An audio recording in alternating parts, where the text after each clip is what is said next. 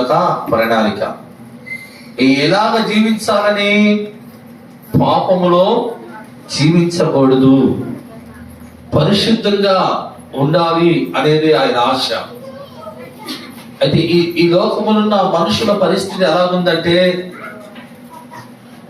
దేవుని యొక్క ఆశలు నెరవేర్చే విధముగా మనుషుల యొక్క జీవితాలు లేవు. ఎందుకంటే దేవుని వాక్యములో మనం చూస్తూ ఉన్నాం, ప్రభు ఆశ వేరు.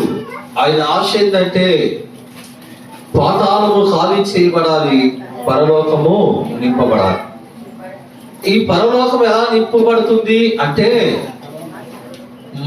ప్రజలు పాపపు సంబంధమైన జీవితాన్ని విడిచిపెట్టాలి. ఇలాగా పాపపు సంబంధమైన జీవితాన్ని విడిచిపెట్టినప్పుడు వారు దేవుని బిడలుగా మార్చబడతారు. దేవునికి స్తోత్రం చెప్పండి, హల్లెలూయా.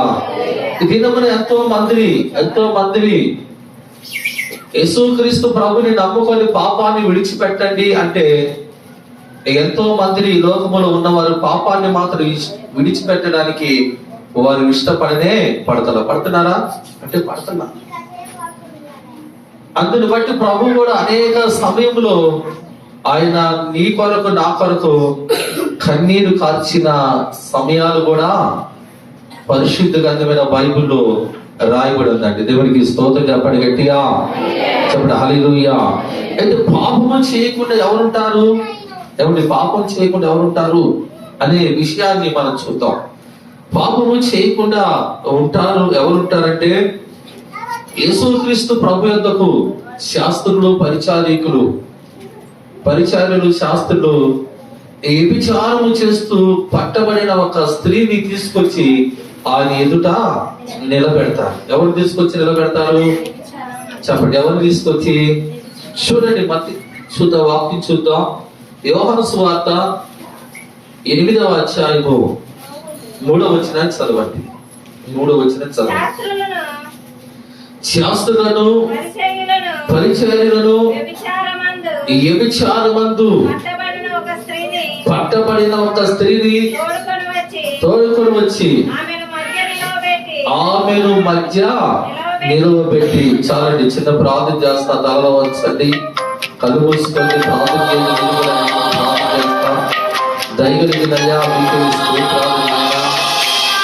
ఈ రోజు ఆయన ఈ యొక్క ఆరాధనలు ప్రాముఖ్యంగా ఆయన ఈరోజు తండ్రి బలారాధనలు దేవాన్ని సన్నిధించండి. చేరువచ్చిన బిడ్డలందరిని బట్టి వందనాలు. రావాల్సిన వారిని కూడా మీరు నడిపించండి. ఈ సమయంలో ప్రభువా మీరుండి ఈ యొక్క సమయాన్ని మీరు కొనసాగించమని, నిలబడేది మనుషులే గాని మాట్లాడేది నేను అని చెప్పావు కనుక ఈ సమయాన్ని ప్రభువా నన్ను మీ చేతులకు అప్పగిస్తూ యేసు నామములో ప్రార్థిస్తున్నాను తండ్రి, ఆమేన్. చెబుతారా గట్టిగా, హల్లెలూయా. ఈ ఎవరిని తీసుకొచ్చి అక్కడ నిలబెట్టారంటే, వ్యభిచారము చేస్తూ పట్టబడిన ఒక స్త్రీని తీసుకొచ్చి ఆమెను అక్కడ ఆయన మధ్యలో నిలబెట్టారట. అక్కడ ఎవరున్నారు అంటే, యేసుక్రీస్తు ప్రభు ఉన్నాడు. అక్కడ ప్రభు ఉన్నాడు కనుక ఆయన తీసుకొచ్చి ఆయన నిలబెట్టి ప్రభు మీద ఏదో ఒక తప్పు లేదా ఏదో ఒక నేరం మోపాలని వాళ్ళు అడుగుతున్న మాటలు మీరు వినండి, చదువు.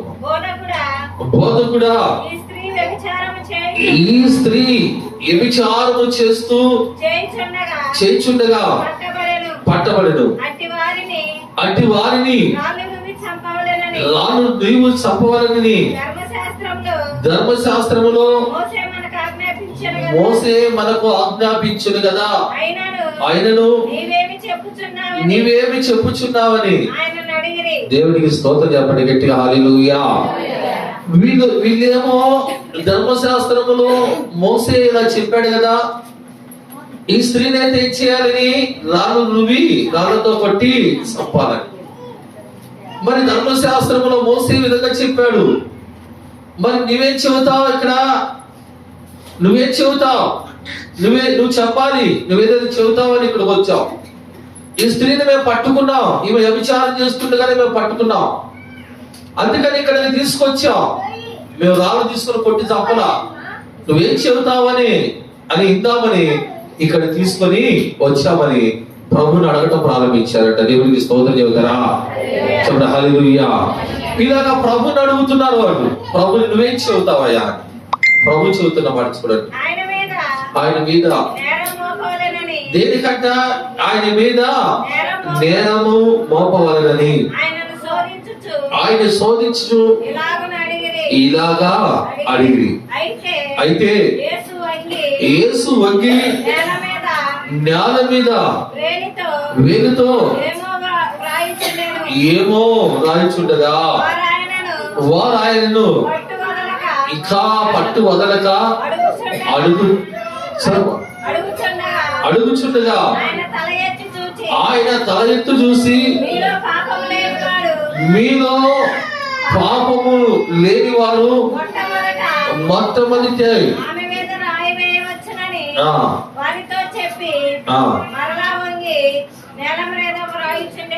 దేవునికి స్తోత్రం గట్టిగా హల్లెలూయా. వీళ్ళు పట్టు విడవట్లా. నువ్వేం చెబుతావు చెప్పు, నువ్వేం చెబుతావు ఈ స్త్రీ విషయంలో? ఈమె పట్టుబడింది, పట్టుకున్నాం మేము, ధర్మశాస్త్రంలో ఇలాగ మోసే చెప్పాడు, నువ్వేం చేస్తావు అని యేసు ప్రభువును పట్టు విడవకుండా అడుగుతూ ఉన్నారంట. ప్రభు ఏం చేశాడండి? మీలో పాపము చేయని వారు ఎవరైనా మొట్టమొదటి రాయి ఆమె మీద వేయండి అన్నాడండి. దేవునికి స్తోత్రం చెప్పండి గట్టిగా హల్లెలూయా. మీరు మొట్టమొదటిగా, మీలో ఇంత మంది వచ్చారు ఆ స్త్రీని తీసుకొని నా కాడికి. ఆ స్త్రీ వ్యభిచారం చేస్తూ పట్టబడిన మాట నిజమే, మీరు చెబుతున్నారు. అయితే మీలో ఎవరు పాపము చేయలేదో వారు మొట్టమొదటి రాయిని ఆ స్త్రీ మీదకి వేయాలి అన్నాడండి. అయితే అక్కడ రాయబడింది, చదువుమా. వారు ఆ మాట విని పెద్దవారు మొదలుకొని చిన్నవారి వరకు ఒకరి వంట. దేవునికి స్తోత్రం చెప్పండి హల్లెలూయా. ఇక్కడ పెద్దవారు మొదలుకొని చిన్నవారి వరకు ఒకరి వంట ఒకరు బయటికి వెళ్ళారు. ఇప్పుడు అక్కడ ఎవరున్నారంటే యేసు ఒక్కడే. చెప్పండి, ఎవరున్నారంటండి? యేసు ఒక్కడే మిగిలాడట. అయితే అక్కడ వాళ్ళ గ్రహింపు, వాళ్ళ మనసులో ఏ భయం కలిగిందంటే, నేను పాపము చేసిన విషయము ప్రభువుకి తెలుసు అనుకుంటా, అందుకని నేల మీద నా పేరు రాస్తున్నాడేమో అని ఒకళ్ళు బట్టి ఒకళ్ళు భయపడి అలాగే వెళ్ళిపోయారంట. దేవునికి స్తోత్రం చెబుతారా? చెప్పండి హల్లెలూయా. అక్కడ ఎవరైనా ఉన్నారో ఒక్కలేనా అంటే యేసుక్రీస్తు ప్రభు తప్ప ఇంకెవరు కూడా లేరు. ఆ స్త్రీ అక్కడ ఉందండి. ప్రభు అడిగాడు, అమ్మా వారిని నిన్నేమి శిక్ష విధించలేదా అంటే ఆమె లేదు ప్రభువా నేను. అప్పుడు ప్రభు అన్నాడు, అందుకు యేసు నేను కూడా నీకు శిక్ష విధింపను, నువ్వు వెళ్ళి. దేవునికి స్తోత్రం చెప్పండి గట్టిగా హల్లెలూయా. చెప్పండి హల్లెలూయా. నువ్వు వెళ్ళు, ఇంకా నేను శిక్షించను గాని ఇంకెన్నడూ కూడా నువ్వు పాపము, చెప్పండి, ఇంకెన్నడూ కూడా నువ్వు పాపము చేయొద్దు అన్నాడండి. ప్రభు యొక్క ప్రాముఖ్యమైన ఆయన యొక్క ప్రణాళిక ఏంటంటే పాపము చేయొద్దు అనే మాట ఆయన చెబుతున్నాడు. ఏం చేస్తుంటాడు? పాపము చేయొద్దు అంటున్నాడు.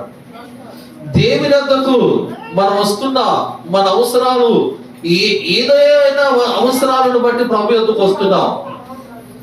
మన అవసరాలను ప్రభు తీరుస్తున్నాడు. మన ఏ బాధల్లో ఉన్నా, లేదా ఏ అవసరాలు ఉన్నా, లేదా ఏదైనా అనారోగ్యంతో బాధపడుతున్నా, లేదా ఏదైనా సమస్యతో ఉన్నా మనం ప్రభు యొద్దకు వస్తాం. ఎందుకంటే ప్రభు గొప్పవాడు, ఆయన స్వస్థపరచగలిగిన దేవుడు అని. నిజమే, దేవుడు గొప్పవాడు, ఆయన మనం స్వస్థపరచగలడు, ఆయన మనలో గొప్ప రక్షణ కూడా మనకు ఇవ్వగలడు. అయితే దేవుని వద్ద మనము స్వస్థతే గాని ఆయన ద్వారా మేలును పొందుకున్న మనము మన మనస్సును మార్చుకొని ఇంకెన్నడూ కూడా పాపము చేయకుండా దేవుని కొరకు మనము బ్రతకడం నేర్చుకోవాలి. దేవునికి స్తోత్రం. ఆ స్త్రీతో చెబుతున్నాడు, అమ్మా ఇంకెన్నడు కూడా నువ్వు పాపము ఇక పాపం చేయొద్దు. పాపము చేస్తూ నువ్వు పట్టబడ్డావు, వాళ్ళు నిన్ను శిక్షించరా, నేను కూడా నిన్ను శిక్ష విధించను, అయితే నీకెన్నడు కూడా నువ్వు పాపము చేయవాకు అన్నాడు. దేవుని వాక్యం మనకు చెబుతున్న ప్రాముఖ్యమైన మాట ఏంటంటే, దేవుని బిడ్డలమైన మనము ఒకసారి లోకములో బ్రతికాం, లోకములో ఉన్నాం, లోకములో ఉన్న అనేక విధాలైన పరిస్థితుల్లో మనం జీవించాం. చివరికి ఆ లోకము సంబంధమైన పాపములు మనం ఉన్నప్పుడు ప్రభు ఆయన మనను ప్రేమించి మన కొరకు ఆయన ప్రాణాలు పెట్టి ఆయన రక్తాన్ని కాచి మన కొరకు మన పాపములన్నిటిని ఆయన మాను మీద మోసాడండి. ఇక దేవుడు అంటున్న మాట, నీ పాపాన్ని నేను మోసాను కనుక, నీ పాప భారాన్ని నేను భరించాను కనుక ఇంకెన్నడు కూడా నువ్వు పాపము చేయొద్దు అంటున్నాడు. ఏమంటున్నాడండి? ఇంకెన్నడు కూడా నువ్వు పాపం చేయొద్దు, ఇంకెన్నడు కూడా నువ్వు పాపం చేయొద్దు. ఎందుకంటే నీ పాప భారాన్ని నేను మోసాను, నీ కొరకు నేను పాపపు ముద్దుగా మారిపోయాను, నీ కొరకు నేను సిలువలో ప్రాణం పెట్టాను, నీ కొరకు నా శరీరం అంతా కూడా గాయాలయ్యాయి, నీ కొరకు నేను పొందవలసిన శ్రమలన్నీ కూడా పొందాను, ఇక మీదట నువ్వు పాపము చేయొద్దు అని ప్రభు వాళ్ళతో చెబుతున్నాడండి. దేవునికి స్తోత్రం. చెప్పండి హల్లెలూయా. అయితే దేవుని యొక్క ఆలోచన ఏంటో తెలుసా? ప్రభు చెబుతున్న మాట ఏంటంటే, నేను పరిశుద్ధుడు కనుక మీరు కూడా చూడండి. దేవుని యొక్క ప్రేమ, ఆయన ఆశ, ఆయన బిడ్డల మీద మనము, ఆయన పిల్లల మీద మనము, ఆయన రక్తములో కడగబడిన మనము, ఆయన ద్వారా మరి రక్షింపబడిన మనము, గతములో లోకమనే పాపము, లోకమనే శాపములో కొట్టి మిట్లాడుతున్న మన జీవితాన్ని ఆయన ఒక అద్భుత రీతిగా ఒక ఆశ్చర్యకరమైన కార్యాలు జరిగించి ఈరోజు ఆయన నిన్ను నన్ను తన బిడ్డలుగా స్వీకరించాడండి. ఆయన కోరుకుంటున్నదే ఇంకెన్నడూ కూడా పాపము చేయొద్దంటున్నాడు. ఇక మీదట మీరు పరిశుద్ధులుగా, నేను ఎలాగున్నాను మీరు కూడా చెప్పండి. దేవునికి స్తోత్రం చెప్తారా? మీరు కూడా పరిశుద్ధులుగా ఉండాలి అంటున్నాడు. ఇక్కడ మనం గమనించినట్లయితే అక్కడ యేసుక్రీస్తు ప్రభు యొద్దకు తీసుకొచ్చిన ఆ శాస్త్రులే గాని, ఆ పరిచారికులే గాని వాళ్ళు పాపము చేయలేదని నిలబడగలిగారా? చెప్పండి అమ్మా. నిలబడ్డ వాళ్ళు ఉన్నారు. ఎవరు చెప్పండి? ఎవరు నిలబడ్డారు? చెప్పండి. యేసు రక్తమే జై. చెప్పండి గట్టిగా హల్లెలూయా. ఆమె పాపం చేస్తూ నిలబడింది. ప్రభు అయితే సవాలు ఛాలెంజ్ చేశాడండి. అదే శాస్త్రులు పరిచారుల మధ్య నిలబడి, మీలో ఎవరైనా నామో పాపముందని అంటే రుజువు చేయగలరా అని సవాలు ప్రభు వదిలాడు. దేవుడికి స్తోత్రం చెబుతారా? చెప్పండి హల్లెలూయా. ఎందుకంటే మన దేవుడు పరిశుద్ధుడు. ఎవరంటే ఆయన పరిశుద్ధుడు. ఆ పరిశుద్ధుడు ఆయన మనను ప్రేమించి మనం కూడా ఆయనలాగా ఉండాలి, మనం కూడా ఆయనలాగా ఆయన పరిశుద్ధమైన జీవితాన్ని జీవించాలి. ఈ లోక సంబంధమైన పాపాన్ని విడిచిపెట్టాలి. ఈ లోక సంబంధమైన పాపము సంబంధమైన ఆ జీవితాన్ని విడిచిపెట్టి దేవుడు మనను ప్రేమించిన రీతిగా మనము పాపము లేని వారంగా బ్రతకాలని దేవుడు ఆశపడుతున్నాడండి. దేవుడికి స్తోత్రం. చెప్పండి హల్లెలూయా. ఎందుకంటే దేవుడు ఆయన మన పాపములను క్షమించగలిగిన దేవుడు, ఆయన మనకు సహాయము చేయగలిగిన దేవుడు. ఇక్కడ చూస్తే అంతమంది ప్రజల మధ్య ఎవరు కూడా మేము పాపము చేయలేదని నిలబడిన వారు లేదే. ఒకళ్ళెంబటి పెద్దవాళ్ళు మొదలుకొని చిన్నవారి వరకు ఒకళ్ళు అంటే ఒకళ్ళు వెళ్ళిపోయారట. దేవుడికి స్తోత్రం చెబుతారా? ఎవరు చేయలేదు పాపం. ఇక్కడ మన ఎవరు పాపము చేయరు అంటే నేను చెబుతున్నా. ఇక్కడ చూడండి వాక్యాన్ని పిలుచుకోవాలి. యోహాను మొదటి పత్రికలోనికి మీ బైబిల్ తెరవండి.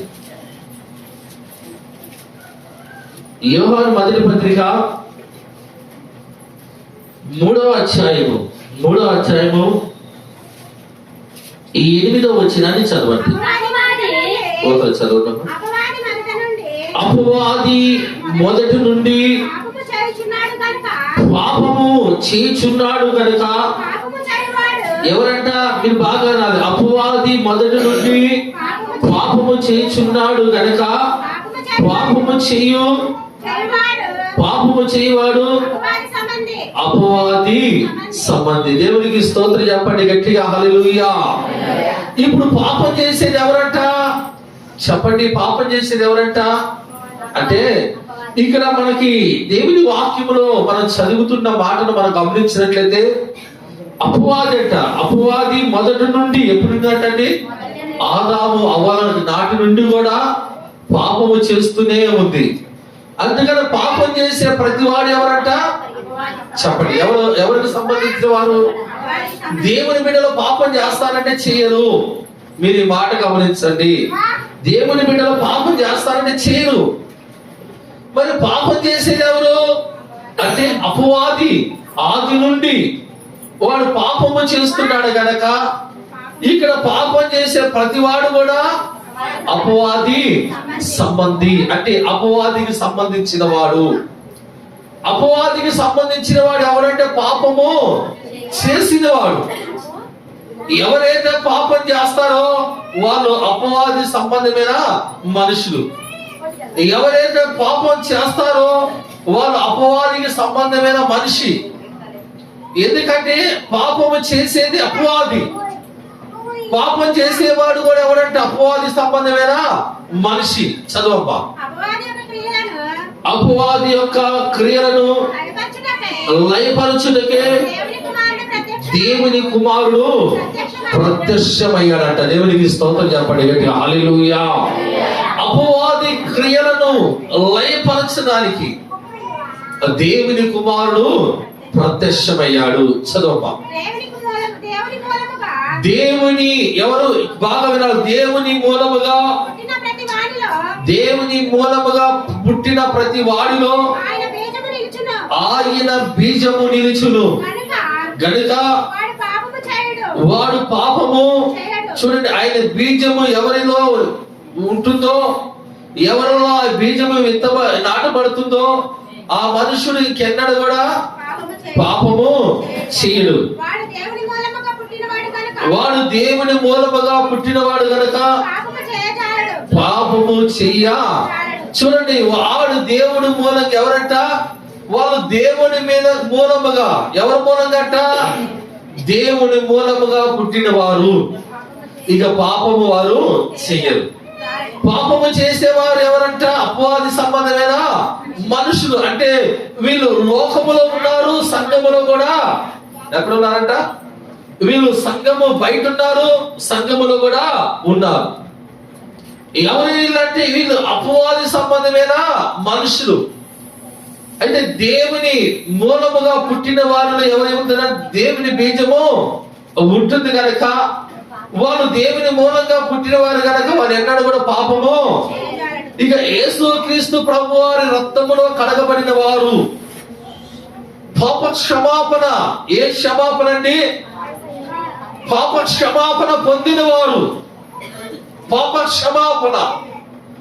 నీవు మారు మనసు లేకుండా, పాప క్షమాపణ లేకుండా నీవు దేవుని మూలముగా పుట్టిన ఆ పరిస్థితి కనిపించట్లే. ఇక్కడ నీలో పాప క్షమాపణ కలగాలి, పశ్చాత్తాపం. ఏం కావాలండి నీకు? నీలో పశ్చాత్తాపం ఉండాలి.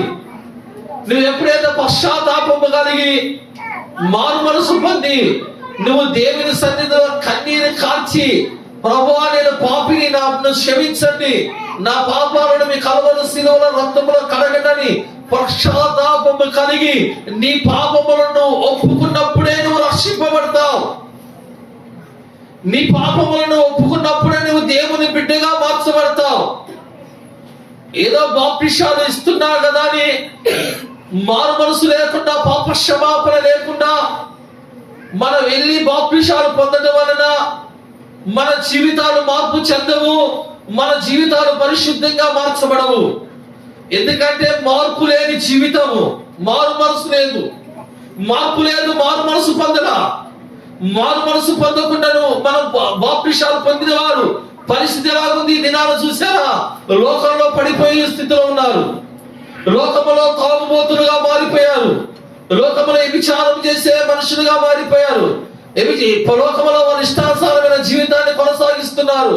ఎందుకంటే వీళ్ళు మారు మనసు లేని వారు గనక, వీళ్ళు మారు మనసు లేకుండా, పాప క్షమాపణ లేకుండా బాప్టిసం పొందారు గనక, వీళ్ళు మారు మనసు లేని మనుషులు గనక యేసుక్రీస్తు ప్రభు బిడ్డలుగా వీళ్ళు ముద్రించబడటంలా.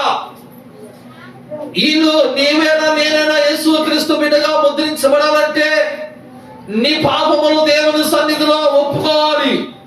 నువ్వు కన్నీరు కార్చి ఏడవాలి. 1 దినం కాదు, 2 దినాలు కాదు, 3 దినాలు కాదు. నీ పాపములు దేవుడు క్షమించాడని నమ్మేంత వరకు నువ్వు కన్నీరు కార్చి ప్రార్థన చేసి ఆ తర్వాత నీవు బాప్టిసం పొందాలండి. దేవునికి స్తోత్రం. చెప్పండి హల్లెలూయా. అప్పుడు నువ్వు పడిపోవు. అప్పుడు నిన్ను లోకం లాగినా నువ్వు యవ్వన కాలంలో ఉన్నావు. లోకములో అనేకమైన ఆశలు నిన్ను ఆకర్షిస్తున్నాయి. నువ్వు యవ్వన కాలంలో బాప్టిసం పొందావు. నువ్వు యవ్వన కాలంలో నీకు ఆ లోకములో ఉన్న ఆశలన్నీ నిన్ను లాగుతూ ఉంటాయి. ఏమవుతూ ఉంటాయి? ఆ లోకములో ఉన్న ఆశలన్నీ నిన్ను లాగుతూ ఉంటాయి. ఆ లోకంలో ఉన్న మనుషులందరూ కూడా నిన్ను లాగుతూ ఉంటారు. ఈ లోకంలో ఉన్న ఆ పద్ధతులు నిన్ను ఆకర్షిస్తూ ఉంటాయి. ఆ సమయంలో నీవు దేవుని కొరకు రోషము కలిగి నిలబడవలసిన నీవు, లోకము ఆకర్షించింది, లోకములో ఉన్న మనుషులు నిన్ను పిలిచారని యేసుక్రీస్తు ప్రభువు రక్తములో కడగబడిన నీవు ఆయనను విడిచిపెట్టి ఈ రోజున లోకంలోనికి కలిసిపోతున్నావు. లోక మనుషులతో కలిసిపోతున్నావు. లోకములో ఉన్న పాపుల గుంపులో కలిసిపోతున్నావు. నీవు పరిశుద్ధుడిగా ఉండి వెళ్ళకూడని స్థలాల్లోకి నువ్వు వెళుతున్నావు. చివరికి నువ్వు దేవుని యొక్క పరిశుద్ధతను కోల్పోయి ఈ లోకములో నువ్వు పడిపోయి మరలా లోక సంబంధమైన జీవితాన్ని నువ్వు కొనసాగిస్తున్నావు. దేవునికి స్తోత్రం. చెప్పండి హల్లెలూయా. యేసయ్య రక్తములో కడగబడ్డావు. పాప క్షమాపణ నీకుండి కన్నీరు కాల్చి ప్రభు సన్నిధిలో ఏడిస్తే నువ్వు పడిపోవడం కాదు, దేవుని కొరకు నువ్వు ఒక సాధనంగా నిలబడతావు. దేవుని కొరకు నువ్వు ఒక పని చేసే బిడ్డగా నిలబడతావు. నీ నోటి వెంట ప్రభుని గురించిన మాటలు, నీ వెంట దేవుని గురించిన పిల్లలు, ఇలాగా దేవుని మహిమపరుస్తూ దేవుని గణపరుస్తూ ఉంటావు. అపవాది సంబంధమైన మనిషి అయితే నీ జీవితం రకరకాలైన విధాలుగా మారిపోతుంది. దేవుని మందిరానికి వచ్చినప్పుడే పరిశుద్ధంగా ఉంటావు. మరో మందిరాన్ని విడిచిపెట్టి వెళ్ళిపోయినప్పుడు లోకంలో కలిసిపోతావు. ఇటువంటి పరిస్థితులను కలిగి ఉన్న మనిషి అపవాది సంబంధమైన మనిషే కానీ దేవుని సంబంధమైన మనిషి కానే. చెబుతారా? దేవునికి స్తోత్రం చెప్పండి. చెప్పండి హల్లెలూయా. దేవునికి సంబంధమైన మనిషి కానే కాదండి. ఎందుకంటే అపవాది సంబంధమైన అపవాది కార్యాలు, వాడి క్రియలను లయపరచడానికి యేసుక్రీస్తు ప్రభువు ఈ లోకానికి వచ్చారంట. దేవునికి స్తోత్రం చెబుదామా? చెప్పండి హల్లెలూయా. దేవుని వాక్యం వింటున్నప్పుడు దేవుని బిడ్డలారా, మన దేవుని వాక్యాన్ని గమనించినట్టు దేవుని మూలముగా పుట్టిన వారు ఎవరు? మూలంగా దేవుని మూలముగా పుట్టిన వారు పాపము చేయరు. వాళ్ళు పాపం చేయరు. వాళ్ళ హృదయంలో దేవుని భయం ఉంటుంది. మీరు ఈ మాట గమనించండి. వాళ్ళ హృదయంలో దేవుని భయం ఉంటుంది. తప్పు చేయాలని ఒక ఆలోచన వాళ్ళ హృదయంలోనికి రాదు. ఒకవేళ ఏదైనా తప్పు చేయాలని ఒక ఆలోచన వారికి వచ్చిందా, వాళ్ళు వెంటనే దేవునికి భయపడి ఏడుస్తారు. ప్రభువా నన్ను క్షమించండి, నాకు ఇటువంటి ఆలోచన రాకూడదు, నేను ఇటువంటి పని చేయకూడదు, నేను చేసింది తప్పే అని పశ్చాత్తాపడతారండి. ఈ రోజున కొంతమందిని చేసిన పొరపాటును సమర్థించుకుంటున్నారే కానీ వారు చేసిన పొరపాటును మాత్రం వాళ్ళు ఒప్పుకోవటం. దేవునికి స్తోత్రం చెబుతారా? చెప్పండి హల్లెలూయా. అలాగా ఒప్పుకోకపోవటం వలన అనేక మంది నష్టమైపోయారు. దేవుని పరిశుద్ధ గ్రంథమైన బైబిల్లో వాక్యం మనం చూస్తే అవాదాములు కూడా ఒప్పుకోరా, వారు చేసిన తప్పుని సమర్థించుకున్నారు. అయ్యా నేను పాపం చేశాను, నన్ను క్షమించండి, తప్పు చేశానంటే బాగుండేదేమో. అలాగన్నారా? చెప్పండి అలాగన్నారా? అవైతే ఏముందండి, ఆదాము అయితే నాకు నువ్వు ఇచ్చిన ఈ స్త్రీయే నాకు ఈ పండ్లు తీసుకొచ్చి నాకు ఇచ్చిందని తను ఒప్పుకోరా, తన పొరపాటని. ఆమె ఒప్పుకుందా? లేదు. ఏమందావా? ఏమందట? ఈ సర్పము అంటే వాళ్ళు తమ చేసిన తప్పును సమర్థించుకున్నారు కనుక ఆ ఏదోను తోటలో నుండి వారు గెట్టి వేయబడ్డారు. దేవునికి స్తోత్రం. కయ్యోని ఏబేలు గురించి కూడా మీకు తెలుసుగా? తెలీదా? ఏబేలు అర్పణ దేవుడు అంగీకరించాడు, కయ్యోను అర్పణ దేవుడు అంగీకరించాడు. కయ్యోను ఏం చేశాడు? ఏబేలు మీద పడి తమ్ముడైన ఏబేలును కయ్యోను చంపేశాడు. చంపేశాడా లేదా? చంపినప్పుడు దేవుడు అడుగుతున్నాడుగా, కయ్యోను నీ తమ్ముడైన ఏబేలు ఎక్కడున్నాడు అని అడిగాడా లేదా? చెప్పండి అమ్మా, దేవుడి స్తోత్రం చెప్పండి. అడిగాడా లేదా? అడిగాడు. అయితే అయ్యా తప్పు చేశాను, నా కోపంలో ఆవేశంలో నా తమ్ముడు చంపానని అన్నాడా? అనలా. ఏమన్నాడు? నేను ఎరగను, నా తమ్ముడికి నేను ఏంటంట, నేను ఎవరైనా కావులు వాడినా? నువ్వు నన్ను అడుగుతున్నావు, ఇది నేను కావులు వాడినా? వాడి గురించి, నా తమ్ముడు గురించి నాకు తెలియదు అన్నప్పుడు ప్రభు ఏమన్నా, నీ తమ్ముడు రక్తం ఏమేమి రక్తమో నేల మీద నుంచి నాకు మొరపెడుతుంది. దేవుని స్తోత్రం చెబుతారా? పొరపాటును ఒప్పుకోవటము చాలా ప్రాముఖ్యమైనదండి. క్షమించే మనసు దేవుడిది. క్షమించమని అడిగే మనసు ఎవరికి ఉండాలి? మనకు ఉండాలి. ఎవరికి ఉండాలండి? ప్రభువా నన్ను క్షమించమనే మనసు మనకు ఉండాలి.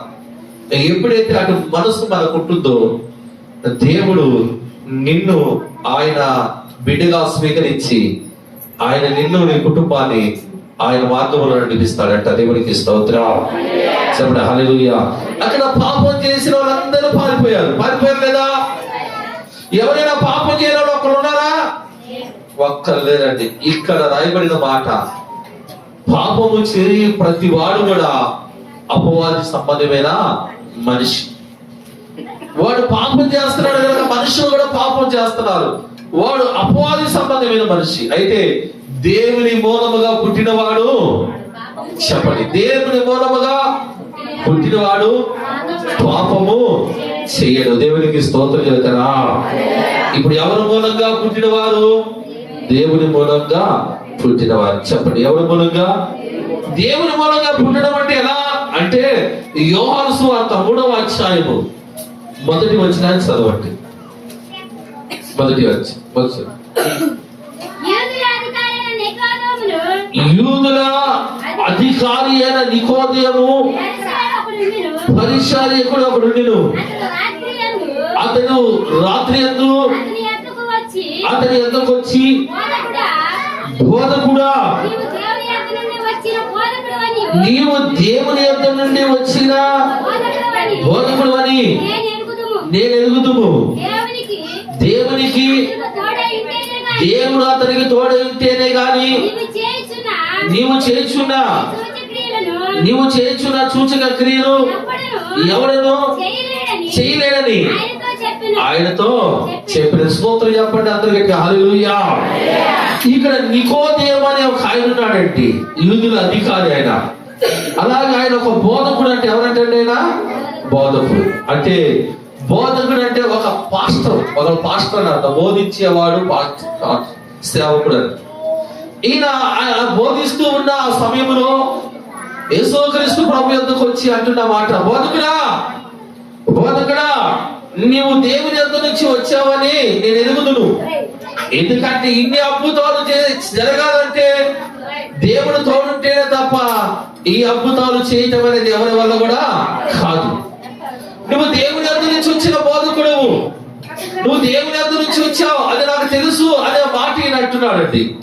ఈయనంటే ప్రభు చదువుతున్న మాట ఏంటంటే ఇక్కడ, అందుకు యేసు అతనితో, ఒకడు కొత్తగా జన్మిస్తే కానీ అతడు దేవుని రాజ్యమును చూడలేడని.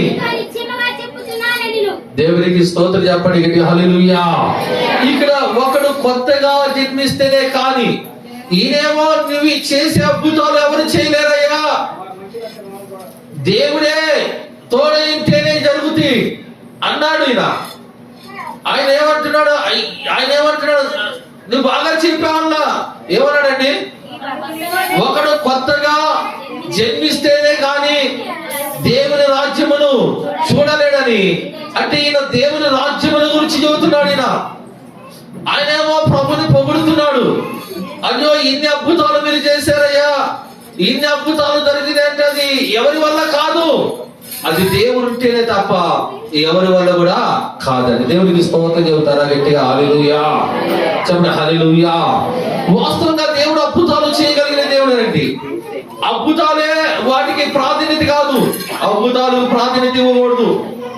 ప్రభు అద్భుతాలు చేయగలిగిన దేవుడు. ప్రభు నమ్ముకున్న వారి పట్ల దేవుడు అద్భుతాలు చేస్తాడు. అంటే వాటిని మనం ప్రేమించకూడదు, వాటికి ప్రాధాన్యత ఇవ్వకూడదు. మనిషి జీవితంలో ప్రాముఖ్యమైన రక్షణ. యేసుక్రీస్తు ప్రభువు ఈ లోకానికి వచ్చి ఆయన దేవుని రాజ్య సువార్తను ప్రకటించి రక్షించబడండి. కాలము సంపూర్ణమైనది, దేవుని రాజ్యము సమీపించుచున్నది కనుక సువార్తను నమ్మి మారు మనసు, దేవుని వాక్యాన్ని నమ్మండి, దేవుని వాక్యాన్ని నమ్మండి, మారు మనసు పొందండి, మారు మనసు పొంది రక్షించబడండి. ఎందుకంటే దేవుని రాజ్యము సమీపిస్తుంది. ఏం సమీపిస్తుందట? చెప్పండి, గట్టి చెప్పండి, హల్లెలూయా.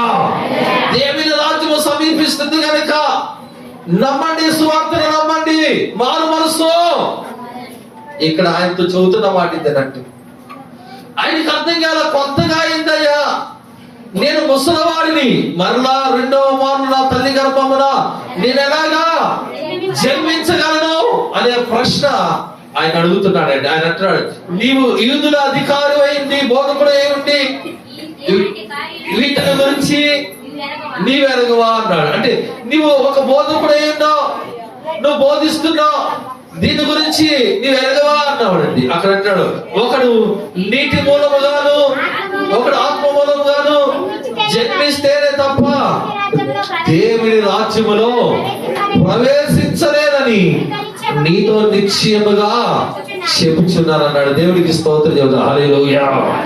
ఇలాగ ఒకటి నీటి మూలంగా ఆత్మ సంబంధమైన జీవితం లేని మనిషి పడిపోతాడు. జాగ్రత్త.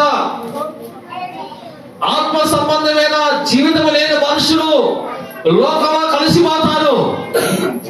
అందుకని ప్రభు చెప్పిన మాట, ఒకడు నీటి మూలముగాను ఒకడు ఆత్మ మూలముగాను జన్మిస్తేనే కానీ వాడు దేవుని రాజ్యంలోనికి ప్రవేశించలేడు.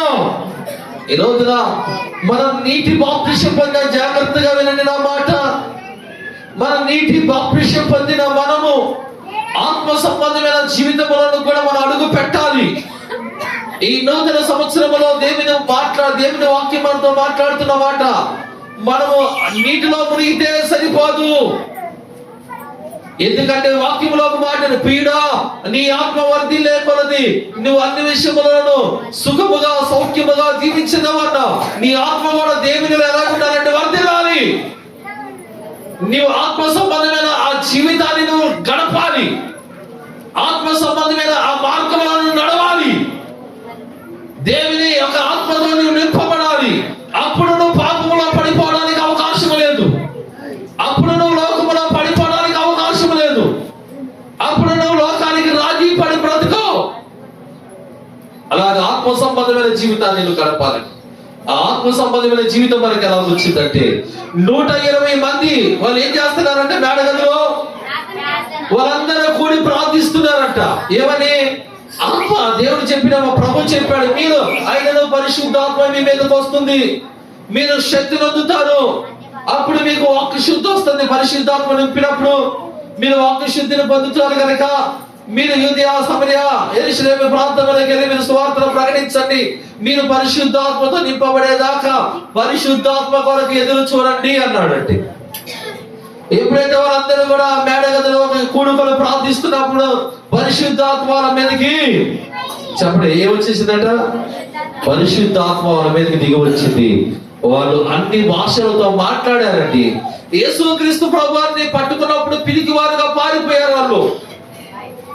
అక్కడ పేతురు ఉన్నాడు. పేతురైతే ముమ్మార్లు ప్రభు నన్ను నేను ఎరగను అన్నాడండి. ప్రభువాని కొరకు నేను ప్రాణం పెడతానని 3 సార్లు చెప్పాడు పేతురు. అటువంటి పేతురు యేసు ఎవరో నాకు తెలియదని భయపడి అబద్ధం ఆడాడు. అటువంటి వారే పరిశుద్ధాత్మ వాళ్ళ మీదకి రాగా వారిలో హృదయంలో అగ్ని మంటడం ప్రారంభించింది. వాళ్ళు ఎక్కడ మొదటిగా నిలబడి ప్రసంగిస్తున్న సమయంలో 3,000 మంది పశ్చాత్తాపడి ఏడ్చారట. ఏం చేశారంటే, పిరికివాడు వాక్యం చెబుతుంటండి, అబద్ధికుడు వాక్యం చెబుతుంటే, దుడుకు పేతురు అవిశ్వాసి తన పేరు, ఎన్ని లక్షణాలు కనిపించిన ఆ మనిషి నిలబడినప్పుడు, ఆ పునరుద్ధారణ శక్తి పరిశుద్ధాత్మ నింపబడినప్పుడు, మీరు హింసించి సిలువ వేసిన యేసే దేవుడు, ఆయన దేవుని కుమారుడుగా మృతుల్లో నుంచి లేచాడు, ఆయనకి నేనే సాక్ష్యం అని ఆయన సాక్ష్యం చెబుతూ సువార్తను ప్రకటిస్తున్నప్పుడు అగ్ని మండినట్టు ప్రతి ఒక్కరు హృదయాల్లో మంట రగిలినట్ట. దేవునికి స్తోత్రం. 3,000 మంది ఏడ్చారంటండి, కింద పడి 3,000 మంది ఏడ్చారంట. ప్రభువా మేము పాపుల మమ్మల్ని క్షమించాలి, ప్రభువా మేము పాపుల మమ్మల్ని క్షమించమని 3,000 మంది అక్కడికక్కడ ప్రశాంతప్పుడు ఏడ్చారంట. ఆ సమయంలోనే 3,000 మంది బాప్టిస్టాలు పొందారంట. దేవునికి స్తోత్రం చెప్పండి. ఇది ఎలా సాధ్యపడింది చూడండి. యేసు అంటే పరిశుద్ధాత్మ లేకుండా, దేవుని వాక్యంలో ఒక మాట ఉందండి, ఆత్మ లేని వాడు నా వాడు. ఈ పరిశుద్ధాత్మ అనుభవంలోనికి మనం నడిపించబడాలి. ఈ పరిశుద్ధాత్మతో మనం నింపబడాలి. ఈ పరిశుద్ధాత్మ అనే వరాన్ని మనం సంపాదించుకోవాలి. నువ్వు దేవుని కొరకు ఎంతో ఖర్చు పెట్టాలనేది నీ బాధ్యత. దేవుని కొరకు నువ్వు ఎన్నో చేస్తున్నావు, చేయాలనేది నీ బాధ్యత. దేవుడు నిన్ను ఉంచాడు గనక, దేవుడు నీకు మేలు చేశాడు గనక, దేవుని కొరకు నువ్వు ఎన్నో చేస్తావు, చేయాలి. అంతేగాని వాటి వలన నువ్వు దేవుని కృపను పొందాలంటే అది జరిగే పని కాదండి. ఒక ఆయన ఉన్నాడు, గాలిని వాడిన సీమోన్. ఎవరండి? గాలిని సీమోన్ అని ఒక ఆయన ఉన్నాడు. ఆయన భ్రమపడుతూ ఉంటాడు మనుషుల్ని, నేనే దేవుణ్ణి, నన్నే మీరు మొక్కండి అని. ఆ ప్రాంత సమరయ ప్రాంతంలో ఉన్న ప్రజలందరూ కూడా అతడే దేవుడుగా ఇచ్చి తనకు భయపడుతూ తనను ఆరాధిస్తూ ఉండేవాళ్ళంట. ఆ సమరయ ప్రాంతంలోనికి ఫిలిప్పు వెళ్ళి సువార్తను ప్రకటిస్తున్నాడండి. ఫిలిప్పు వెళ్ళి సువార్తను ఫిలిప్పు సేవకుడు కాదు. మీరు బాగా ఈ రోజున ఒక సేవకుడే దేవుని సువార్తను ప్రకటించాలని ఆ రూలు ఇక్కడ లేదు. దేవుడు నిన్ను పిలిచాడు కనుక నీకు దేవుడు ఇచ్చిన తలంతును బట్టి నీవు కూడా ఇంకొకరికి సువార్తను ప్రకటించి వారు కూడా నువ్వు ప్రభులోనికి నడిపించాలి. ఈ ఫిలిప్పు ఎవరంటే, ఆ రోజున సంఘములో ఆ సంఘము అభివృద్ధి చెందుతుంది, సంఘములో సంఖ్య పెరుగుతుంది, సంఘం విస్తరించబడుతుంది. అపోస్తుల కాలంలో ఈ సంఘం విస్తరించబడుతున్నప్పుడు సంఘములో ప్రజలు విస్తరించబడుతున్నారు, సంఖ్య పెరుగుతా ఉంది. అప్పుడు ఈ భోజనాల కాడ వచ్చిందండి గొడవ. ఏమొచ్చింది చూడండి, అనేక మందిరాలు కూడా ఇక్కడ అదే గొడవ వస్తుంది. ఏది? ఆ పలహారం కాడ సర్దుకున్న వాళ్ళు సర్దుకోపోతారు, సర్దుకొని వారే వాళ్ళు 2 తీసుకున్నారు, నాకు ఓటిచ్చారు, ఇలా భేదాలు చూపిస్తున్నారు. ఖచ్చితంగా భేదమే బైబిల్లో ఉంది. అలాగా భేదం వచ్చేసినప్పుడు, అక్కడ భేదం వచ్చినప్పుడు వాళ్ళందరూ వెళ్ళి అపోస్తులను అడిగారు, అయ్యా మమ్మల్ని చిన్న చూపు చూస్తున్నారు వాళ్ళు, మమ్మల్ని అందరికీ ముందుకు సర్దుకోండి అమ్మా, ముందుకు సర్దుకోండి. దేవుని స్తోత్రం హల్లెలూయా చెప్పండి, హల్లెలూయా. ముందుకు సర్దుకోండి. వాళ్ళు మమ్మల్ని చిన్న చూపు చూస్తున్నారు అని అపోస్తులను అడిగినప్పుడు వాళ్ళందరూ, మేము దేవుని వాక్యాన్ని ప్రకటించాలా లేకపోతే మీ సమస్యలను వెతించాలా అని వాళ్ళతో చెప్పారు. మీరే జనసమూహం అంతా మీద చెప్పి మీలోనే ఆత్మతో నింపబడిన 7 పెద్దలుగా మీరు ఎన్నుకోండి అన్నారు. ఎంతమంది అంట? 7 మీరు ఎంచుకోండి. అది మీరే ఎన్నుకోండి, అది నేను కాదు, మీరే ఎన్నుకోండి. వాళ్ళు ఈ సమస్యలు మా కాడికి రాకుండా, ఎవరి కాడికి రాకుండా, మా కాడికి రాకుండా, మేమైతే ప్రార్థనందు దేవుని వాక్యమందు మేము ఎడతగ్గగా మేము గడపాలి. మేమైతే ఇటువంటి పరిస్థితుల్లోనికి రాము. వాళ్ళు మీరు ఏర్పరచుకోండి. ఆ 7 పెద్దల్లోని ఇల్లండి. ఆ స్టెఫెను ఒక ఆయన, ఈ యొక్క ఫిలిప్పు ఒక ఆయన. స్టెఫెను కూడా అక్కడ సంఘములో ఆది సంఘములో ఒక పెద్దగా ఉన్నాడు. మొట్టమొదటిగా అతను సాక్షిగా చనిపోయాడండి దేవుని కొరకు. స్టెఫెను ఆ తర్వాత ఫిలిప్పు వెళ్ళాడు, సువార్తను ప్రకటించాడు. ఆ ఫిలిప్పు ఆ గ్రామానికి వెళ్ళి సువార్తను ప్రకటిస్తున్న ఆ సమయంలో ఈ గాలిడి వాడైన సీమోను కూడా ఏం చేశాడంటే ఆ వాక్యాన్ని విని ఆయన చేస్తున్న కార్యాలు, దేవుడు చేస్తున్న కార్యాలు చూసి మారు మనసు పొంది బాప్టిజం పొందాడు. కానీ మనిషి మనసు మారలా. ఏ మారలా? ఇవన్నీ చూపించడానికి నాకు టైం లేదు కనుక నా సబ్జెక్టు ఇటు వస్తుంది, దేవుడు నడిపి మీరు వెళ్ళిపోతుంది, మీరు పట్టుకోండి. బాప్టిజం పొందాడు కానీ మనసు మారలా. అదే సంఘంలో ఉన్నాడు. ఆ యొక్క సమరయ ప్రాంతానికి వచ్చినప్పుడు పేతురు అక్కడ ఆ ప్రాంతానికి వచ్చి ఆ ప్రాంతంలో ఆడ వాక్యం బోధిస్తున్న, పరిశుద్ధాత్మ గురించి బోధిస్తున్న సమయంలో అక్కడ వారన్నమాట, పరిశుద్ధాత్మ అనేది ఉందా? ఆ మాట ఏమీ వినలేదు అన్నప్పుడు వాళ్ళ కొరకు ప్రార్థన చేసి పేతురు వాళ్ళ మీద చేతులు వచ్చుగా వాళ్ళందరూ పరిశుద్ధాత్మతో నింపబడ్డారంట. దేవునికి స్తోత్రం చెబుతారా? చెప్పండి హల్లెలూయా. ఈ గాలిడి వాడైన సీమోను అక్కడ ఉన్నాడుగా, తనేం చేశాడు తెలుసా? ఎందుకో అయ్యా మీ కాడుంది ఆ వరం, అది మీరు నాకు ఇస్తారా? మీకు ఎంత డబ్బు కావాలన్నా చెప్పండి. ఏమంట? ఎంత డబ్బు కావాలంట, డబ్బు నేను ఇస్తాను. మీరు చేతులు ఇస్తే మీరు చేతులు ఉంచగా వాళ్ళ పరిశుద్ధాత్మ ఆ వరం నాకు ఇవ్వండి అన్నాడండి. అప్పుడు అంటున్నాడు, ఇది ద్రవ్యం ఇచ్చి కొనేది, అది నీ మనసు ఎందుకు ఇటువంటి బుద్ధి కలిగింది? చూడండి, కృప అనేది అది డబ్బుతో కొనేది కాదు, పరిశుద్ధాత్మ అనేది అది డబ్బుతో కొనేది కాదు. వీరు దాన్ని పొందుకున్నారు. దేవుని యొక్క కొన్ని దినాలు ఉపవాసం ఉండి వాళ్ళకి కావాలనుకున్నారు, ఆ జీవితాన్ని వాళ్ళు కోరుకున్నారు. మరి ఈ దినమున దేవుడు వాక్యం వింటున్నా, నీవు ఆ నీటి బాప్టిజంతో సరిపోతుందా, లేదా పరిశుద్ధాత్మ అనే అనుభవంలోనికి నడిపించబడాలని నీకు ఆశ ఉందా? చెప్పండి. యోహాను అంటాడు, ఇదిగో నేను మీకు నీళ్లతోనూ బాప్టిజం ఇస్తున్నాను, నా వెనక వచ్చేవాడు నాకంటే శక్తిమంతుడు, ఆయన మీకు అగ్నితోనూ పరిశుద్ధాత్మతో మీకు బాప్టిజము ఇస్తాను. నేనైతే నీటి బాప్టిజం ఇచ్చేది, ఆయనైతే ఆయన పరిశుద్ధాత్మను అగ్నితో నీకు బాప్టిజము ఇస్తాడు అని. దేవునికి స్తోత్రం చెబుతారా? చెప్పండి హల్లెలూయా. ఈ పరిశుద్ధాత్మ ఎవరిలో ఉంటుందో వారు పాపం చేయరంట. ఎవరు చేయరంటండి? పాపము చేయరు. ఈ పరిశుద్ధాత్మతో ఎంత మందిని అయితే నడిపించబడతారో వారి యొక్క కన్నులు కూడా పాపము సంబంధమైన వైపు చూడబట్టి వాళ్ళ హృదయం, వాళ్ళ జీవితం పరిశుద్ధంగా ఉంటుంది. వాళ్ళ కన్నులతో యేసయ్య రాకడను చూస్తారంట. దేవునికి స్తోత్రం. చెప్పండి హల్లెలూయా. చెప్పండి. దేవుని వాక్యం వింటున్నా మనము ఈ వాక్యాన్ని మనం గమనించాలని, నీటి మూలముగాను ఆత్మ మూలముగాను జన్మించాలని ప్రభు చెప్తున్నాడు. చూడండి, మనకు వాక్యం చూద్దాం. మొదటి యోహాను పత్రిక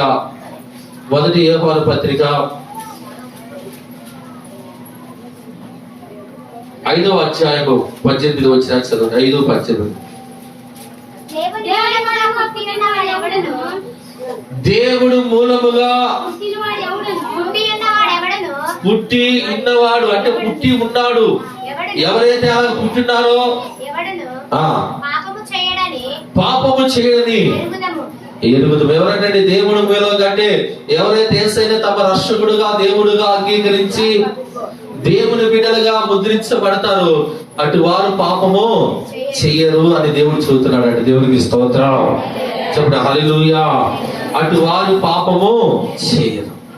ఎందుకంటే యేసు రక్తము మన పాపములను కడిగి వేసింది కనుక మనం ఇంకా పరిశుద్ధులుగానే ఉంటాం, కానీ పాపం అనేది మనం చేయము. దేవునికి స్తోత్రం. చెప్పండి హల్లెలూయా. ప్రతి ఘోర పాపమును కడుగును మన యేసయ్య రక్తము. ప్రతి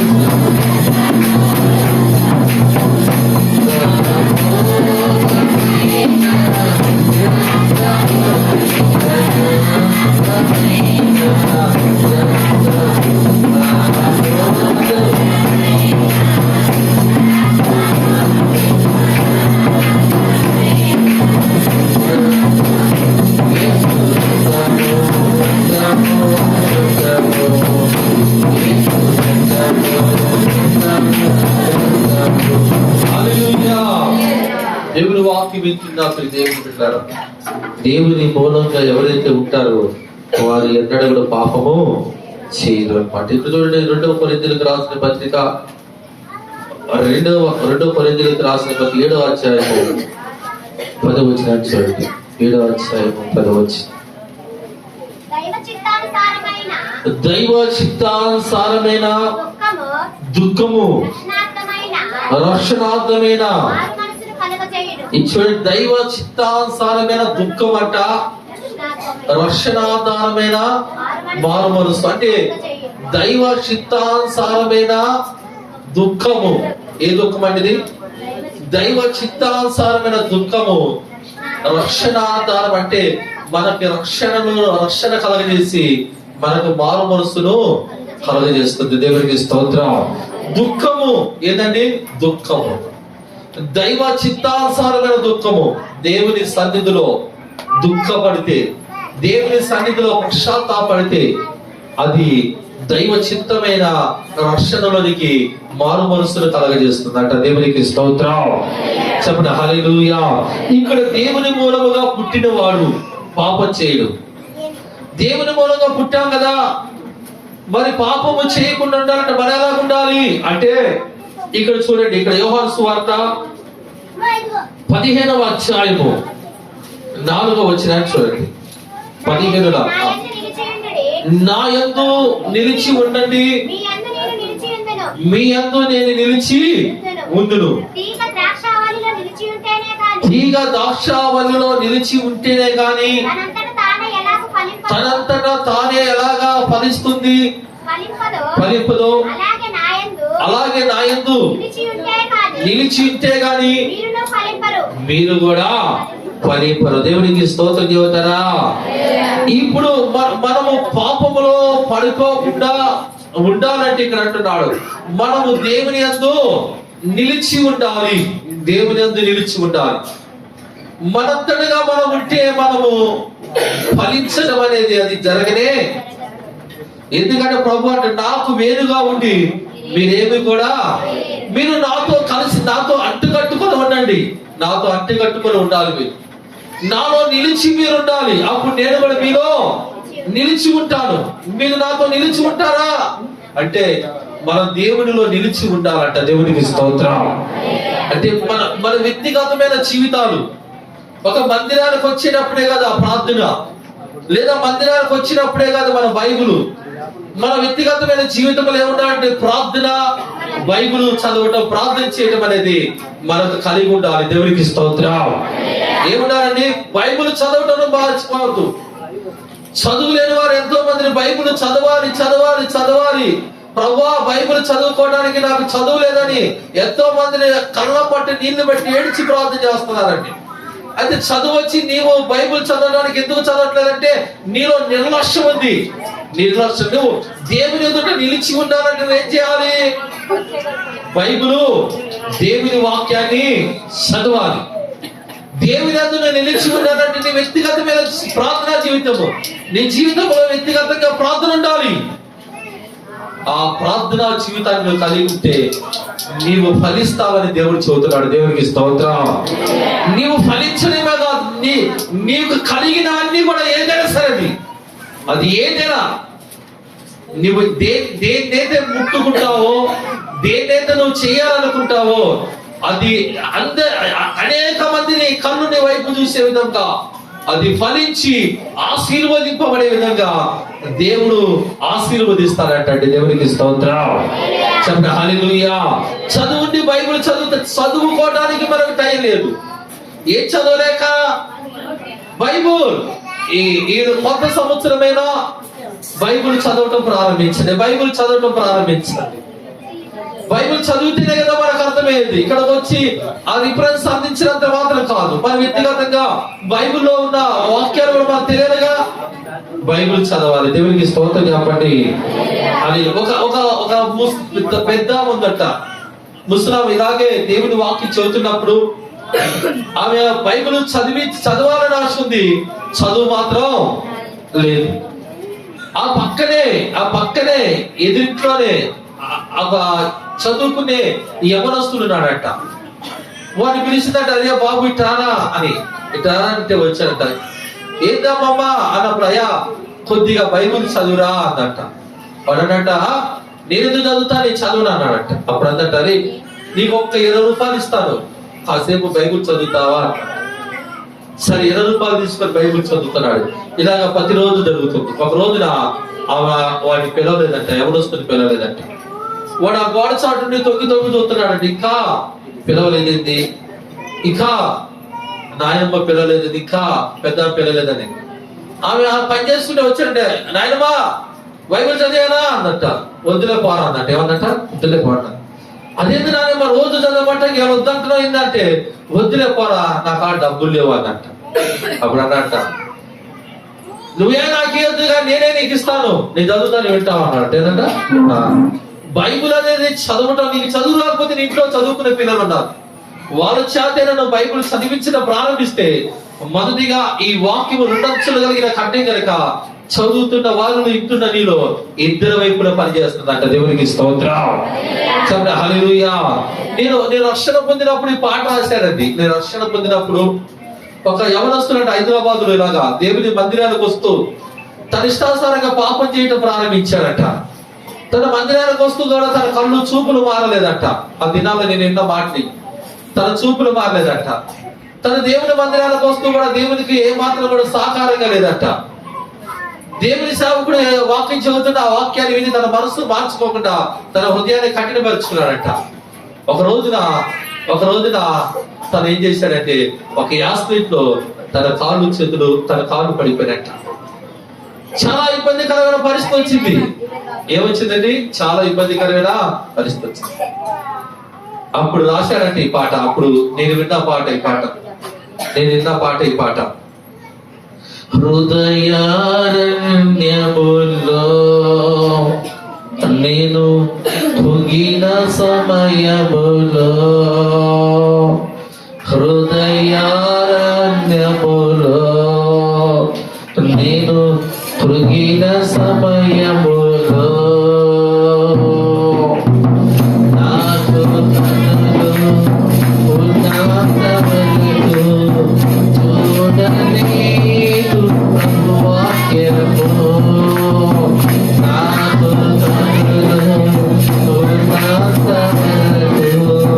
చూడలేదు ప్రభు వాక్యము.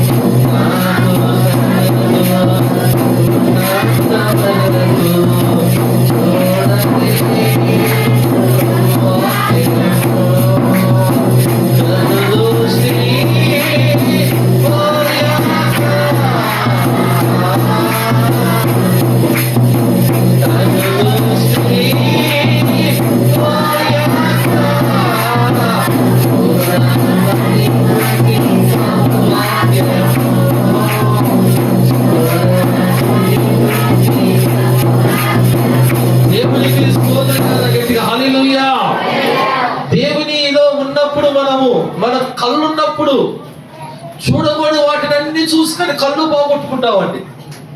చూడవాడిని చూసి కళ్ళు పోయిన తర్వాత అప్పుడు చదవాలంటే నువ్వు వాక్యం చదవగలుగుతావా? అప్పుడు చూడాలంటే వాక్యాన్ని చూడగలుగుతావా? నీ కళ్ళున్నంత వరకు నువ్వు లోకం వైపు, టీవీల వరకు, సీరియల్ వైపు, సినిమాల వైపు చూసావు. ఇప్పుడు చివరికి కళ్ళు పోతే ఇప్పుడు నీ ఆశ కలిగింది ఏమని? వాక్యము చూడాలి, చదవాలి. నీ కాళ్ళు చేతులు ఉన్నప్పుడు దేవుని పని చేయడానికి నేను చేయలే, నాకు కుదరదులే, నాకు వల్ల కాదులే, నేను ఎందుకు చేయాలన్నావు?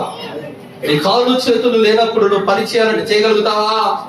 దేవుని కాళ్ళు చేతులు మనకు అన్ని ఇచ్చినప్పుడే దేవుని పని చేయటం మనం ప్రారంభించాలి. నీకు ధనం ఉన్నప్పుడు దేవుని పరిచర్య కొరకు ఇవ్వడానికి చెయ్యి వెనక లాక్కుంటున్నావు. నీ ధనం పోయిన తర్వాత నువ్వు ఇవ్వగలుగుతావు దేవునికి? దేవుడు అంటున్నాడండి, నువ్వు అన్ని ఉన్నప్పుడు జాగ్రత్త పడాలి, ప్రభు కొరకు నువ్వు జీవించాలి. దేవునికి స్తోత్రం చెబుతారా? చివరిగా ఈ మాట చెప్పి నేను ప్రార్థన చేస్తాను. చూడండి, చివరిగా ఈ మాట చూడండి, చివరిగా ఈ మాట చూడండి. ఇక్కడ యోహాను సువార్త 6వ అధ్యాయము, యోహాను సువార్త 6వ అధ్యాయము 56వ వచనం చూడండి. యోహాను సువార్త 6, నా శరీరము తిని నా రక్తము తాగువాడు నా యందును. చూడండి, ఎవరంటే నా శరీరం తిన్నారు కదా, నా రక్తం తాగారు కదా, వారు నా యందును, నేను వారెందును నిలిచి ఉన్నాను. జీవము గల తండ్రి నన్ను పంపిన కనుక నన్ను తినువాడును నా మూలంగా, ఎవరి మూలంగా అంటండి? దేవుని మూలంగా జీవిస్తామంట. దేవునికి స్తోత్రం చెబుతారా? చెప్పండి గట్టిగా హల్లెలూయా, చెప్పండి హల్లెలూయా. ఇక్కడ చూడండి, ఇక్కడ మీరు చూస్తే ఇక్కడ 50 వచ్చిన చూడండి, అదే అధ్యాయము 6వ అధ్యాయము 50. దీన్ని తినివాడు సాగుకున్నట్లు పరలోకము నుండి దిగి వచ్చిన ఆహారము ఇదే.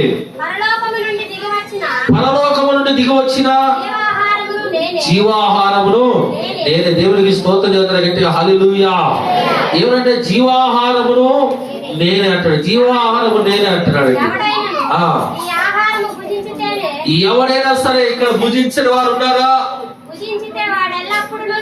ఎవరైనా ఈ ఆహారము భుజించితే గాని వాడు ఎల్లప్పుడూ అంటే ఏంటండి? యేసు ప్రభువారు శరీరాన్ని, రక్తాన్ని తింటే గాని మనం ఎల్లప్పుడూ జీవించమంట. చదవమ్మా. మరియు నేనిచ్చే ఆహారము పరలోకమునకు, లోకమునకు జీవము కొరకైనా నా శరీరమని మీతో నిశ్చయముగా చెప్పుచున్నాను. దేవునికి స్తోత్రం చెబుతారా? చెప్పండి హల్లెలూయా. 54వ వచనం చదవండి. నా శరీరము తిని నా రక్తము తాగువాడు నిత్య జీవము గలవాడు, అంత్య దినమున నేను వారిని లేపుదును. నా శరీరము నిజమైన ఆహారము, నా రక్తము నిజమైన పానీయము. దేవునికి ఆయనది నిజమైన శరీరము, ఆహారము, ఆయన రక్తము, పానీయమే ఉందంట.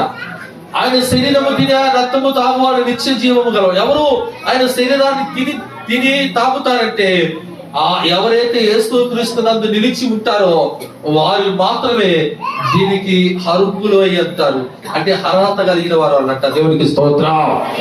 ఇది అందరూ తీసుకునేది కాదు, లేదా ఏదైనా పలహారం కాదు.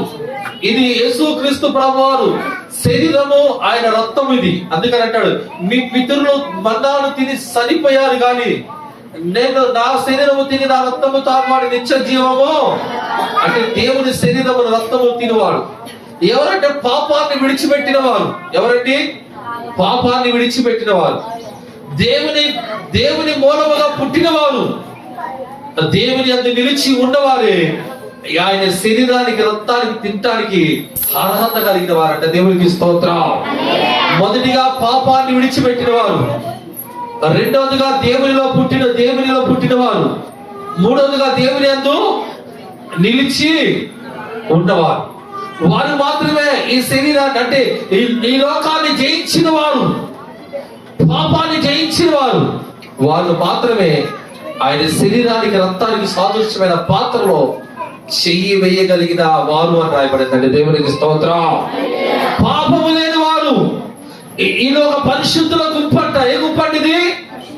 ఆ గుంపే, ఆ పరిశుద్ధుల గుంపే ఆయన శరీరానికి రక్తానికి సాదృశ్యమైన పాత్రలో చెయ్యి వేయటానికి వాళ్ళకి మాత్రమే అర్హత ఉందట. దేవునికి స్తోత్రం. మీరందరూ కూడా తలలో వచ్చి కళ్ళు మూసుకుంటారా? మీరందరూ కూడా తలలో వచ్చి కళ్ళు మూసుకొని మోకరించేవారు మోకరించండి. ఈ సమయంలో మీరు ఒక చిన్న తీర్మానం చేసుకోండి. ఎందుకంటే మన మనుషులు గనక ఏదో ఒక లోపం మనలో ఉంటుందండి. అయితే నిజమైన పశ్చాత్తాపము, దైవ చిత్తానుసారమైన దుఃఖము ఏంటంట, ఒక రక్షణ మారు మనసు కలిగజేసిందంట. ఈ సమయంలో మన జీవితాల్లో ఏదైనా